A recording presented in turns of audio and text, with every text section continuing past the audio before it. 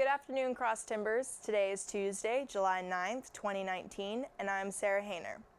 Local woman dies tragically, activities in town for the whole family, and more coming up next on Texan TV.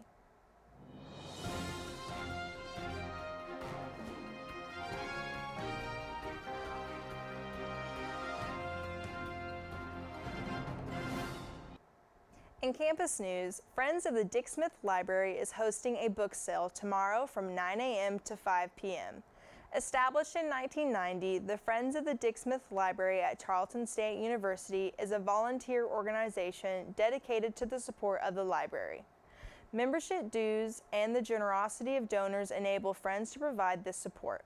Funds from the book sale help provide educational amenities which lie outside of the library budget, such as helping sponsor discussions, lectures, book talks, and other scholarly activities and aid in the creation of scholarships and other gifts to the library. In local news, reporting from the Empire Tribune, a local woman's life has been taken due to a farm accident. A hay baling accident claimed the life of 69-year-old Sandy Steele. She had become trapped in a hay baler while working outside with her husband. The Erath County Sheriff's Office released a statement saying, upon arrival, deputies discovered that a female was deceased. The cause of death is under investigation. Steele led the Basic Needs Ministry at Graham Street Church of Christ. The Steele family wishes expressions of sympathy are made in the form of donations to the Basic Needs program at Graham Street Church of Christ or to the charity of the donor's choice. And now, today's Texas, national, and international news from the Associated Press.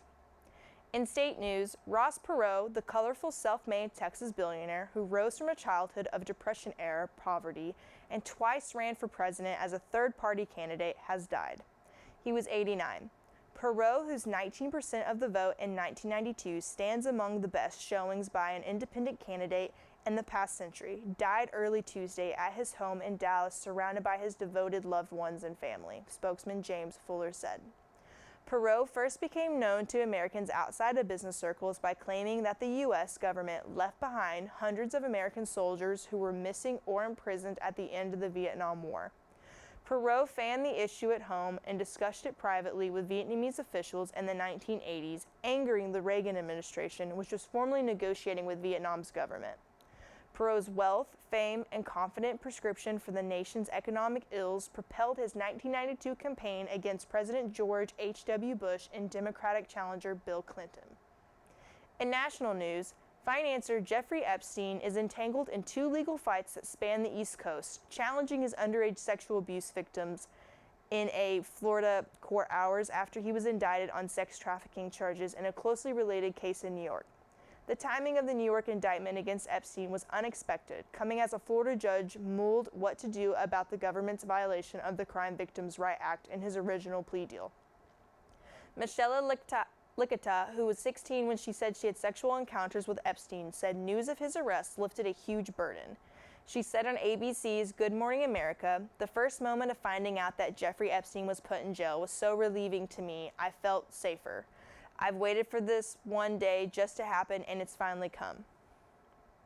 In international news, Volkswagen is halting production of the last version of its Beetle model this week at its plant in Puebla, Mexico.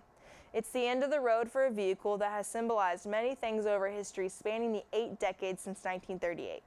It has been a part of Germany's darkest hours as a never-realized Nazi prestige project, a symbol of Germany's post-war economic renaissance and rising middle-class prosperity. The car's original design can be traced back to the Austrian engineer Ferdinand Porsche, who was hired to fulfill German dictator Adolf Hitler's project for a people's car that would shred auto ownership the way the Ford Model T had in the United States. Stephenville Parks and Recreation Department and Timber Ridge Church are holding a free movie in the park this Friday, July 12th at the Birdsong Amphitheater at City Park. They will be showing Ralph Breaks the Internet, and they will be offering free popcorn, drinks, and snacks. The movie will begin at dark around 8:45.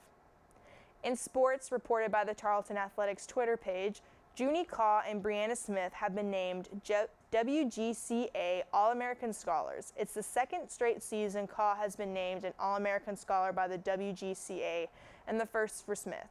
Caw led Tarleton with a 76.6 scoring average and had 6 top 20 finishes, 5 top 10 finishes, and won 2 tournaments. Smith concluded her junior season with an 81.8 scoring average after playing all 18 rounds during the regular season and had one top 20 finish this season. Reporting from weather.com, today is partly cloudy with a high of 94 and a low of 75. It is currently 91 degrees with a 10% chance of rain. This has been a production of Texan TV News, a product of the Texan News Service from the Tarleton State University campus in Stephenville, Texas. Watch us live on Apogee Channel 2.1 in the dorms at 12:30 weekdays. If you live off campus, tune in on Northland Cable Channel 9. You can follow the Texan News Service on Facebook and Twitter and check out our website at www.texannews.net for all of your latest local, state, national, and international news. Today's broadcast was produced by Aaron Thompson, Mackenzie Plusnick, and Diana Valdez. Have a wonderful day, Texans.